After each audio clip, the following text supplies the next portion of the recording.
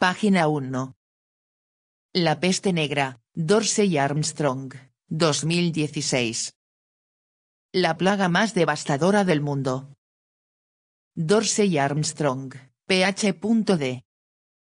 Profesora de inglés. Universidad de Purdue. La doctora Dorsey Armstrong es profesora de inglés en la Universidad de Purdue, donde ha impartido docencia desde 2002. Obtuvo su licenciatura en Inglés y Escritura Creativa en la Universidad de Stanford y su doctorado en Literatura Medieval en la Universidad de Duke. También ha impartido docencia en el Centenary College de Luisiana y en la Universidad Estatal de California, Long Beach. Los intereses de investigación de la doctora Armstrong incluyen las escritoras medievales, la cultura impresa de finales de la Edad Media y la leyenda artúrica, sobre la que ha publicado extensamente. Es autora de Sir Thomas Malory's Morte d'Arthur, A New Modern English Translation based on the Winchester Manuscript y Gender and the Chivalric Community in Malory's Morte d'Arthur. En enero de 2009, asumió la jefatura de redacción de la revista académica arturiana, que publica investigaciones de vanguardia sobre la leyenda del rey Arturo, desde sus orígenes medievales hasta sus representaciones modernas. Su libro más reciente, Mapping Malory, Regional Identities and National Geographies in le Morte d'Arthur, en coautoría con Kenneth Hodges, explora el papel de la geografía en la versión de Malory de la historia del rey Arturo.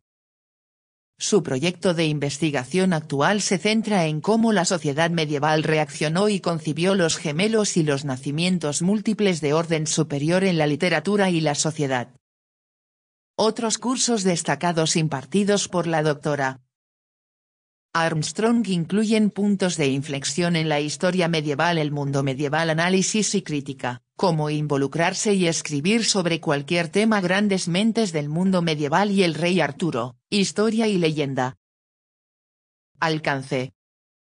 A mediados del siglo XIV, el mundo medieval experimentó una de las pandemias más devastadoras que jamás haya azotado a la humanidad, la peste negra.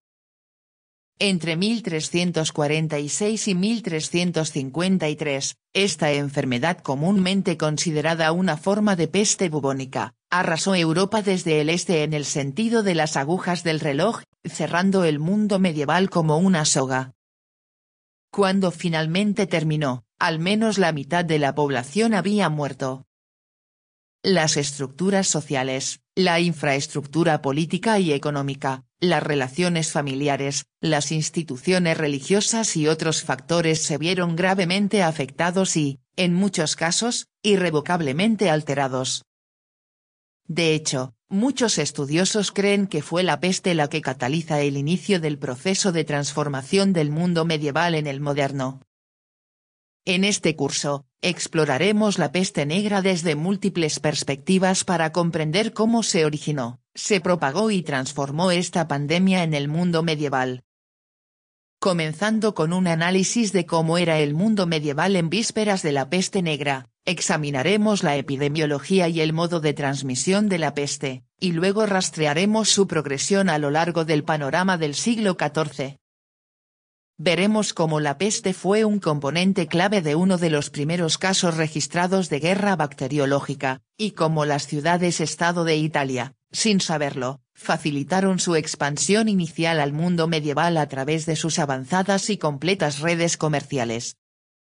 Examinaremos relatos en primera persona de lugares como Florencia, Sicilia, Siena, Aviñón y otros, en los que los autores describen un panorama de muerte en centros urbanos antaño bulliciosos, fosas comunes en plazas públicas, un éxodo masivo y presa del pánico hacia el campo, cuerpos tendidos en las calles o emparedados en casas, y respuestas psicosociales que abarcaban desde el autocastigo hasta orgías hedonistas y el estoicismo pragmático.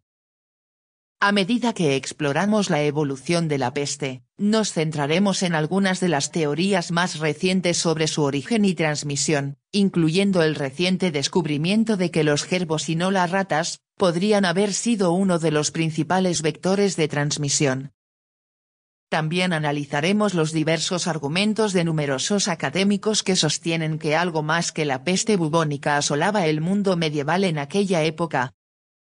Una cepa virulenta de tuberculosis, la exposición al antrax, una peste animal que se había propagado a los humanos, una fiebre hemorrágica desconocida hasta entonces similar al ébola y la llegada de bacterias desde el espacio. Estas y otras explicaciones se han presentado para explicar por qué la epidemia de mediados del siglo XIV fue tan mortal.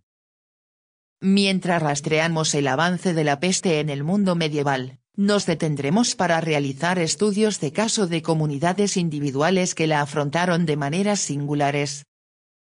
En Florencia, veremos cómo el gobierno luchó por mantener la normalidad y el orden ante la devastación total. En Aviñón, veremos cómo la sede del papado, bajo el Papa VI Clemente V, intentó hacer frente a una amenaza no solo para la población, sino también para la autoridad eclesiástica.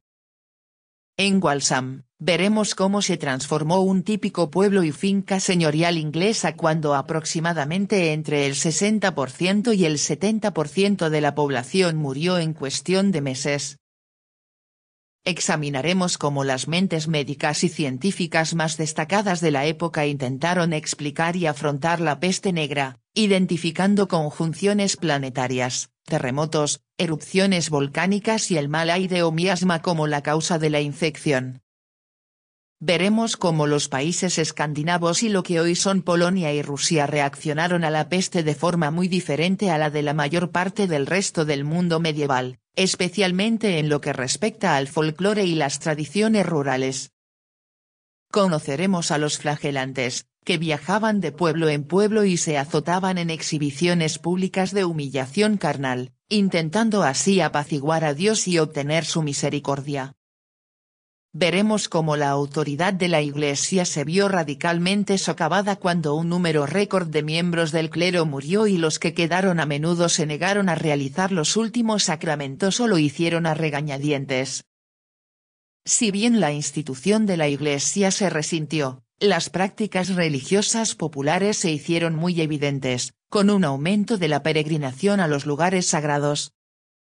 Nuevos santos de la peste se convirtieron en los destinatarios de las oraciones de una población cada vez más desesperada. En este curso, también examinaremos las pocas excepciones a la regla, comunidades que, de alguna manera, se salvaron del brote inicial.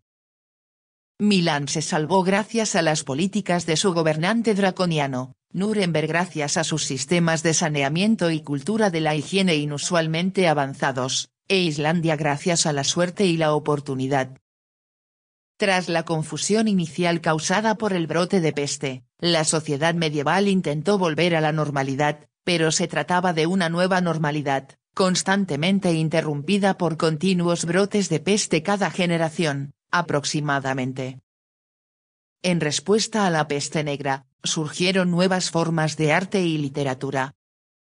De hecho, las carreras de escritores como Geoffrey Chaucer pudieron haber sido posibles gracias a la llegada de la peste y la posibilidad de movilidad social que trajo consigo.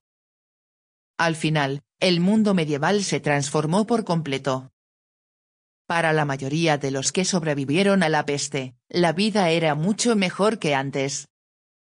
La peste transformó radicalmente las instituciones religiosas, las prácticas económicas, la infraestructura social y política, entre otros factores.